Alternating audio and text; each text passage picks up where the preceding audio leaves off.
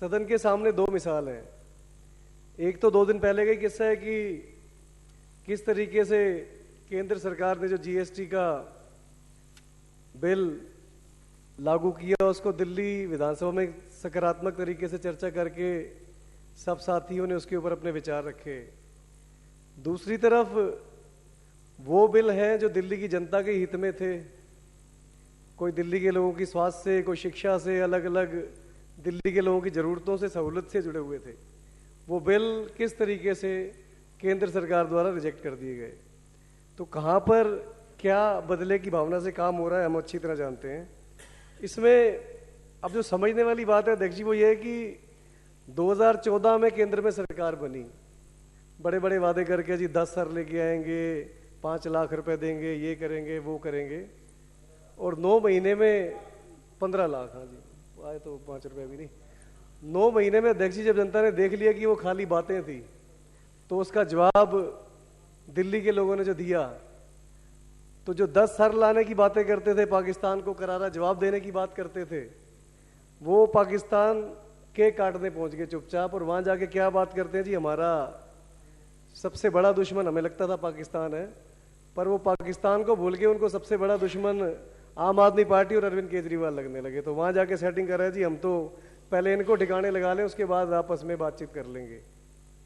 वो सिलसिला जारी रहा जी। उसके बाद सबने देखा जी क्या पठानकोट हमले में भी क्या हुआ, वहीं ने पाकिस्तान ने ही हमला किया, पाकिस्तान से ही जांच करा दी, क्योंकि सारी की सारी एजेंसीज अध्यक्ष जी जितनी भी पाकिस्तान से लगनी थी, देश की सुरक्षा के हित में लगनी थी, सीबीआई, ईडी, रो, एसीबी, जितनी भी ताकतें थी इस तरीके की सारी आम आदमी पार्टी के विधायकों के पीछे लगा दी।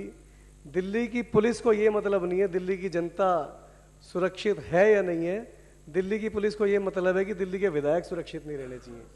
और ये जो दुश्मन बने हुए हैं इसमें भी जैसे सरिता बहन ने बोला कि कोई इसमें ये प्रश्न नहीं उठता जी ये कैसे हो रहा है, क्यों हो रहा है, इसकी हम निंदा करते हैं। ये तो मतलब ड्यूटी मिली हुई है इनको, ये तो इनकी जिम्मेवारी बांध दी गई है कि विधायकों के ऊपर तुमने सख्त से सख्त कार्रवाई करनी है, बिना बात के करनी है।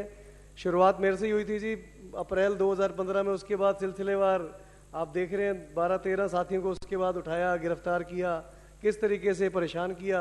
और दूसरी तरफ अध्यक्ष जी सबने देखा, सारे चैनल्स के ऊपर चला कि हमारे एक भाई निगम पार्षद को किस तरीके से वहाँ इन्होंने प्रोग्राम के बीच में मारा। मैं पूछना चाहता हूँ जी रामलीला मैदान के ऊपर उस मसले के ऊपर किसको गिरफ्तार किया, आज तक क्या कार्रवाई हुई। अब फिर से हम बार बार वही बात बोलेंगे तो इंटेंशन तो साफ है अध्यक्ष जी, इस चीज पे चर्चा करने का कोई विषय नहीं रहा था कि हम बार बार एक ही बात करें। मैं अपनी तरफ से बेहिसाब ऐसे मामले हैं जी जहां पर साफ साफ सांसद में इनके ऊपर इतने सारे इनके सांसद बैठे हैं जिनके ऊपर इतने सारे मुकदमे हैं, उनके ऊपर कोई कार्रवाई नहीं हो रही। पर फिर भी बात ये नहीं हजम हो रही कि ये जनता कहाँ से आकर विधानसभा में बैठ गई, ये काम क्यों कर रहे हैं, जनता के ऐसे काम क्यों होने लगे। जनता तो इतने सालों से बेवकूफ बन रही थी, बनती रहती, जनता जाग कहाँ से गई। तो वो सारी चीजें तो अध्यक्ष जी सबको साफ साफ समझ आ रही हैं।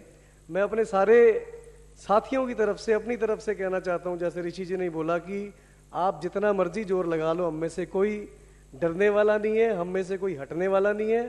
अंत में 2 लाइनों के माध्यम से अध्यक्ष जी एक संदेश देना चाहता हूं, इनको समझ आ जाए तो आ जाए, कि कभी चाय चाय करते हैं, कभी गाय गाय करते हैं, जब से दिल्ली जागी है हाय हाय करते हैं, 2.5 साल बचे हैं, आने दो 19, दिल्ली की तरह सारा देश बोलेगा हम तुम्हें बाय बाय करते हैं। धन्यवाद अध्यक्ष।